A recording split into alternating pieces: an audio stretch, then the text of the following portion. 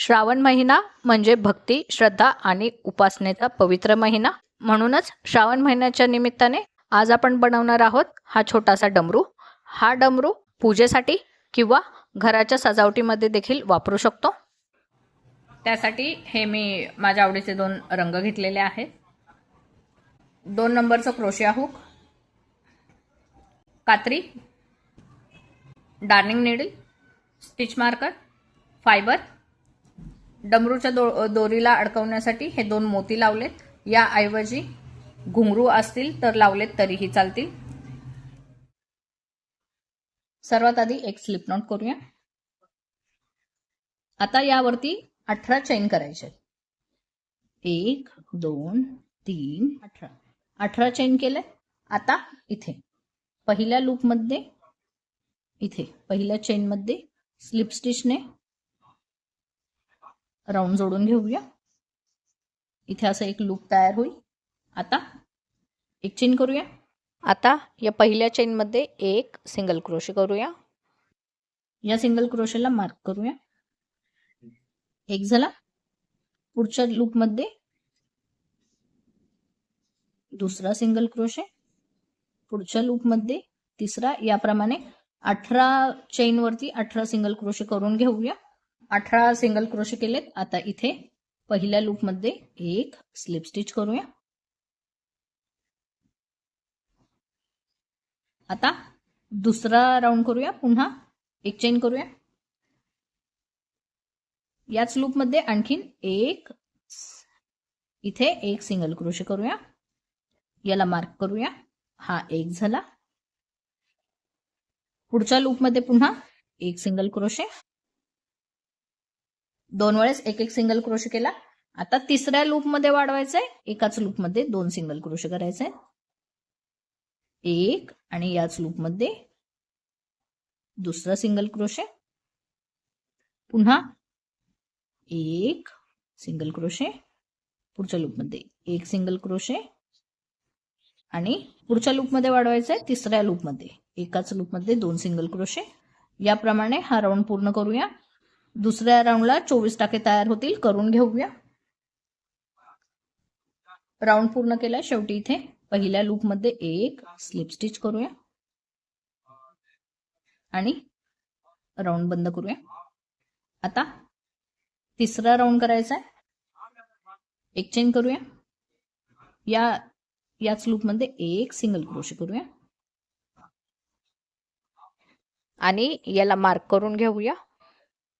आता तिसऱ्या राऊंडला हे 24 टाके आहेत, तर प्रत्येक लूप मध्ये एक एक सिंगल क्रोशे करून 24 वरती 24 टाके करून हा राऊंड पूर्ण करून घेऊया. मग दाखवते. राऊंड पूर्ण केला. शेवटी इथे पहिल्या लूप मध्ये एक स्लिप स्टिच करूया आणि राऊंड जोडून घेऊया. आता 3 राऊंड झाले. चौथा राऊंड करूया. एक चेन, पुन्हा याच लूप मध्ये एक सिंगल क्रोशे करूया. या सिंगल क्रोशेला मार्क करूया. एक सिंगल क्रोशे झाला. पुढच्या लूप मध्ये दुसरा सिंगल क्रोशे, पुढच्या लूप मध्ये तिसरा सिंगल क्रोशे. आता चौथ्या लूप मध्ये वाढवायचे. चौथ्या लूप मध्ये एकाच लूप मध्ये 2 सिंगल क्रोशे करूया. एक झाला. याच लूप मध्ये आणखीन एक सिंगल क्रोशे. हाच पॅटर्न आहे. 3 वेळेस एक एक सिंगल क्रोशे करायचा आहे आणि चौथ्या लूप मध्ये वाढवायचा आहे. तर चौथ्या राऊंडला 30 टाके तयार होतील. करून घेऊया. राऊंड पूर्ण केले. शेवटी इथे पहिल्या लूप मध्ये एक स्लिप स्टिच करूया आणि इथे राऊंड पूर्ण करूया. आता 5वा राऊंड करूया. 5व्या राऊंड साठी पुन्हा एक चेन आणि याच लूप मध्ये एक सिंगल क्रोशे. आता हे 30 टाके आहेत, तर 5व्या राऊंडला प्रत्येक लूप मध्ये एक एक सिंगल क्रोशे करूया आणि 30 वर 30 टाके याप्रमाणे हा राऊंड करून घेऊया. राऊंड पूर्ण केला. शेवटी पहिल्या लूप मध्ये एक स्लिप स्टिच करूया आणि राऊंड जोडून घेऊया. आता 6वा राऊंड करूया. 6व्या राऊंड साठी पुन्हा एक चेन, याच लूप मध्ये एक सिंगल क्रोशे करूया. याला मार्क करूया. एक झाला.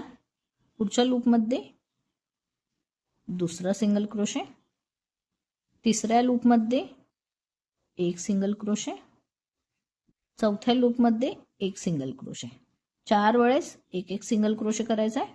आता 5व्या लूपमध्ये वाढवायचा आहे. एकाच लूपमध्ये 2 सिंगल क्रोशे करूया, 1 आणि 2. याप्रमाणे आता 4 वेळेस एक एक सिंगल क्रोशे करायचा आहे. 5व्या लूपमध्ये वाढवायचे, एकाच लूपमध्ये 2 सिंगल क्रोशे करायचे. तर हाच पॅटर्न आहे. याप्रमाणे 6वा राऊंड पूर्ण करूया. 36 टाके तयार होतील, करून घेऊया. राऊंड पूर्ण केला, शेवटी आलोय. इथे शेवटी या पहिल्या लूपमध्ये एक स्लिप स्टिच करूया आणि इथे राऊंड पूर्ण करून घेऊया. आता हे 36 टाके आहेत. 7वा राऊंड करूया. एक चेन केली, यामध्येच एक सिंगल क्रोशे करूया आणि याला मार्क करूया. तर हे 36 टाके आहेत. तर 36 वर 36 याप्रमाणे 7, 8, 9 हे 3 राऊंड करून घेऊया, मग दाखवते.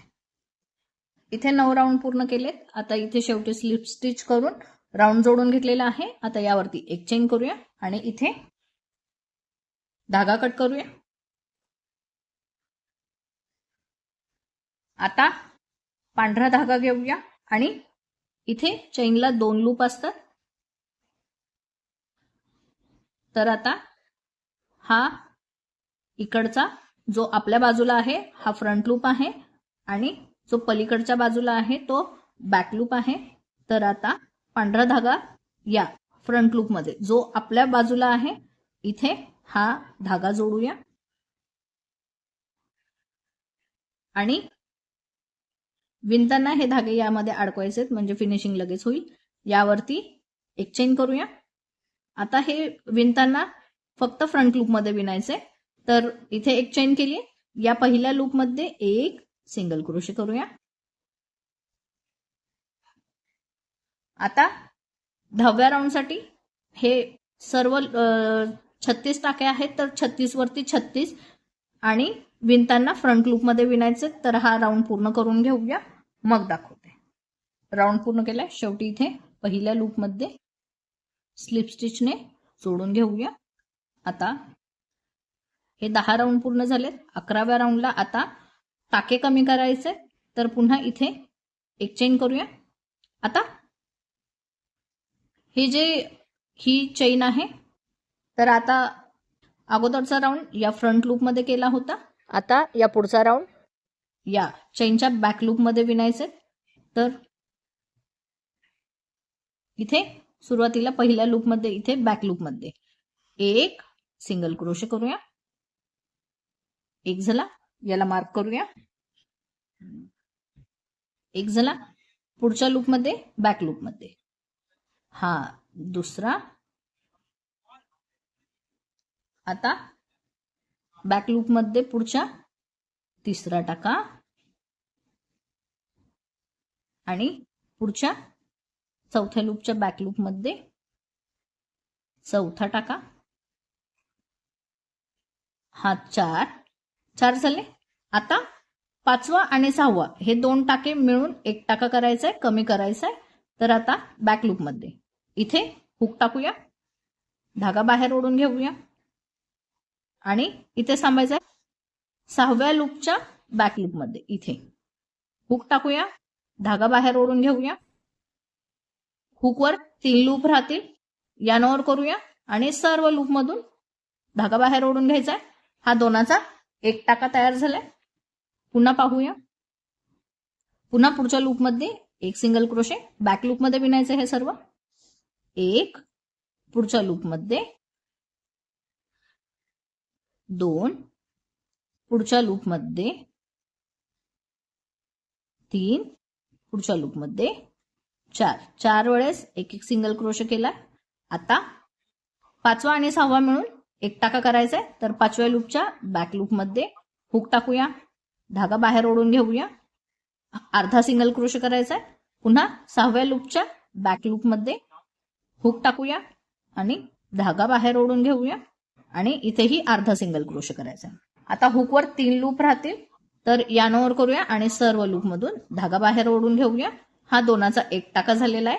याप्रमाणे हा संपूर्ण राऊंड करून घेऊया. तर या राऊंडला 30 टाके तयार होतील, करून घेऊया.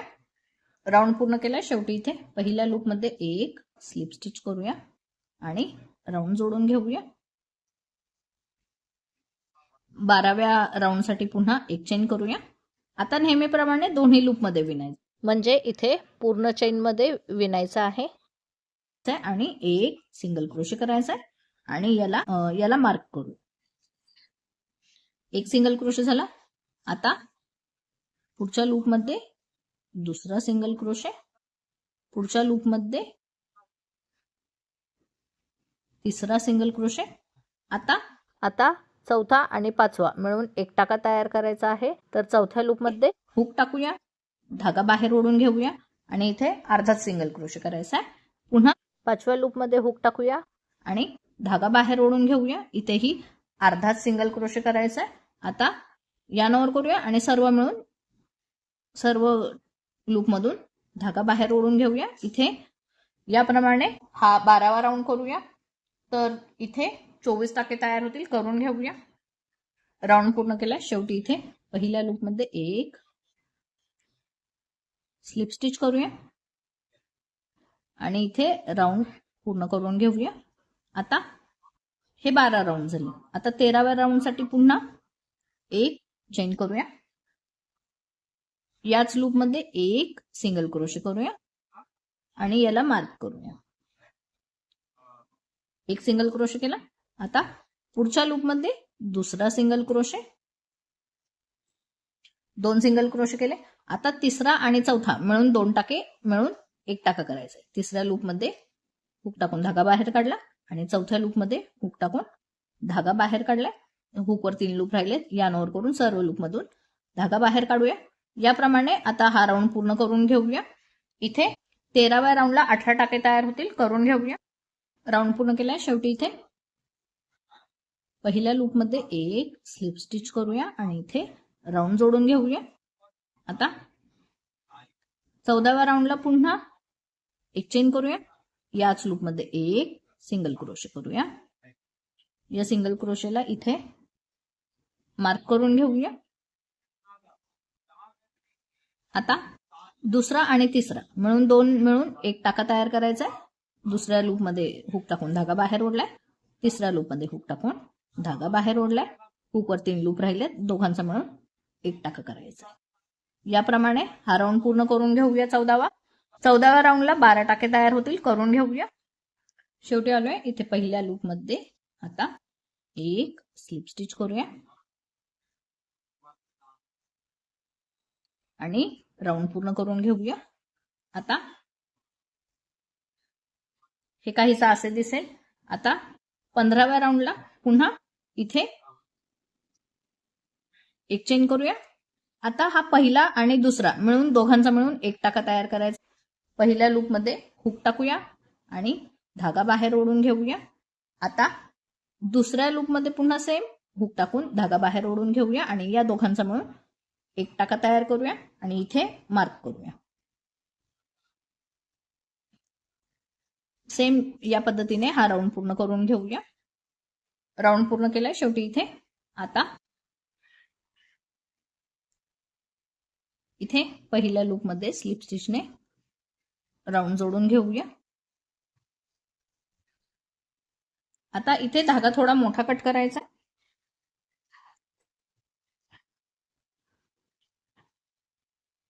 आता हा जो छोटासा होल राहिलेला आहे त्याला व्यवस्थित इथे फिनिशिंगने बंद करायचा आहे. त्यासाठी इथे डार्निंग नेडल मध्ये हा धागा टाकून घेऊया आणि इथे सर्व बाजूने व्यवस्थित गोलाकार शिवून घ्यायचंय, ओढून घ्यायचंय. हा उरलेला धागा व्यवस्थित घट्ट ओढून हा मधला होल बंद करून घ्यायचा आहे. इथे व्यवस्थित फिनिशिंगने हा गोल बंद केलेला आहे. आता इथे पहिल्या लूप मध्ये सुई टाकूया आणि इथे एक गाठ मारून घेऊया आणि धागा हा आतल्या बाजूला ओढून घ्यायचा आहे. तर आता मध्यभागी टाकूया.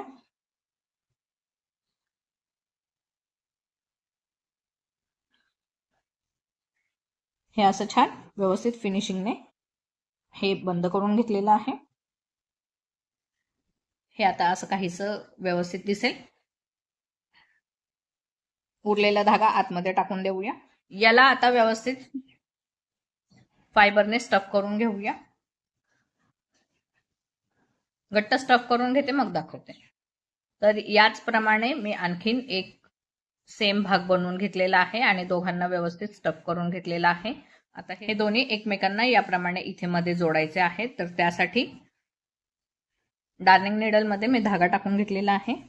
आता हे दोन्ही एकमेकांना व्यवस्थित मध्यभागी जोडून घेऊया.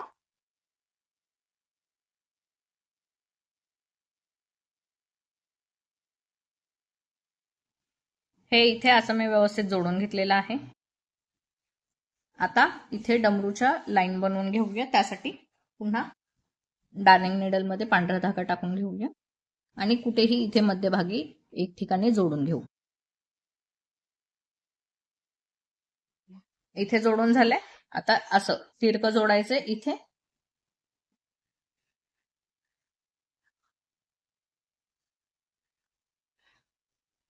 तिरकं जोडायचंय.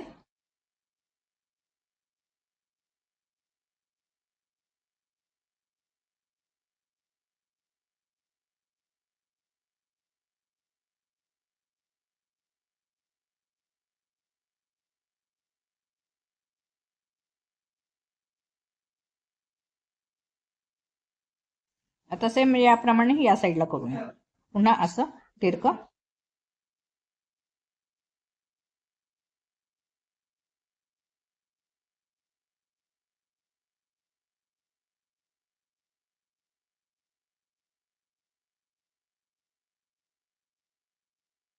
इथे गाठ मारूया. शेवटी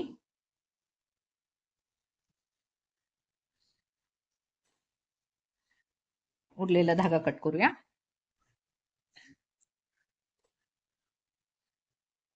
आणि हे उरलेले धागे आतमध्ये व्यवस्थित टक करून घेऊया.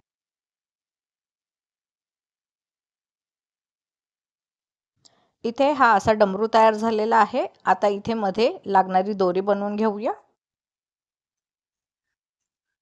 त्यासाठी पुन्हा पांढरा धागा घेतलाय आणि इथे 70 चेन करून घेऊया दोरी बनवण्यासाठी. इथे मी एक दोरी बनवून याच्या दोन्ही शेवटी 2 मोती बांधून घेतलेले आहेत व्यवस्थित. या डमरूच्या बरोबर मध्यभागी इथे व्यवस्थित याला जोडून घेऊया गाठ मारून.